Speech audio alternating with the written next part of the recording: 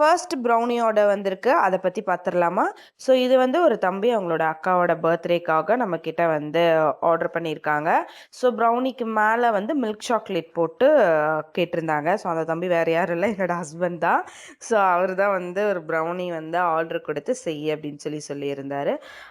So அதுக்காக தான் நம்ம வந்து பேட்டர்லாம் ப்ரிப்பேர் பண்ணி ஃபுல்லாக ஊற்றிட்டு மேலே ஃபுல்லாகவே வந்து மில்க் சாக்லேட் கட் பண்ணி எல்லாமே வந்து ஃபுல்லாக போட்டுட்டோம். ஸோ உங்களுக்கும் இந்த மாதிரி ஏதாவது டாப்பிங்ஸ்லாம் ஃபேவரட்டாக இருக்குது, எங்களுக்கு போட்டு செஞ்சு தருவீங்களான்னு கேட்டால் கண்டிப்பாக வந்து செஞ்சு தருவோம்.